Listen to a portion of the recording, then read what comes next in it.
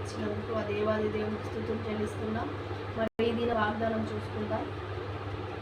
యెషయా గ్రంథము 38వ అధ్యాయము 5వ వచనం. నీవు కన్నీళ్లు విడుచుట నేను చూచితిని, నీ ప్రార్థన నేను అంగీకరించి ఉన్నాను. అంటే ఇక్కడ హిజ్కియా ప్రవక్త తనకి మరణకరమైన రోగం వచ్చినప్పుడు మరి తను గోడ తట్టు తిరిగి యెహోవాకి మొరపెట్టినప్పుడు దేవాది దేవుడు తన మనస్సును మార్చుకొని తనకి 15 సంవత్సరాల ఆయుష్ను పొడిగించినాడు. అంటే మనం కన్నీళ్లు విడిస్తే మన దేవుడు చూస్తూ ఊరుకునేవాడు కాదు. ప్రతి క్షణం అనుక్షణం ఆయన కునుకక నిద్రపోక మనల్ని చూస్తూ మనం ఏం మాట్లాడుతున్నామో వింటున్నాడు, ఏం చేస్తున్నామో వింటున్నాడు. కాబట్టి ప్రతి ఒక్కరు ఈ వాగ్దానాన్ని రిసీవ్ చేసుకోండి.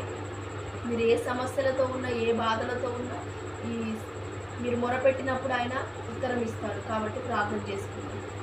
సర్వోన్నతుడ, సర్వాధికారి, మరి ఉదయకాల సమయం మంది వాగ్దానం ఎంతమంది అయితే రిసీవ్ చేసుకున్నారో వారందరినీ దీవిస్తున్నాం, ఆశీర్వదిస్తున్నాం. వారికి ఉన్న సమస్తం అంతా కొట్టివేయండి తండ్రి. ఆర్థిక బంధకాల నుంచి విడిపించండి నాయన. అప్పులనే కాడి యేసునామములో బ్రేక్అవుట్ కాక. మరి ఈరోజు బర్త్డే, మ్యారేజ్ డేస్ ఎవరైతే జరుపుకుంటున్నారో వారందరినీ దీవిస్తున్నాం, ఆశీర్వదిస్తున్నాం. కృపలో వర్ధిల్ల చేసుకొని మరి ఉదయకాల సమయం మంది కొద్ది ప్రార్థన మరి యేసుక్రీస్తు శక్తిగల నామమును అడిగి పెడుకుంటున్నాము పరమ తండ్రి. ఈ వీడియో కనుక మీకు నచ్చినట్లయితే లైక్ చేయండి, షేర్ చేయండి. మరిన్ని వీడియోస్ కోసం మరి మా ఛానల్ సబ్స్క్రైబ్ చేసుకోండి. God bless you.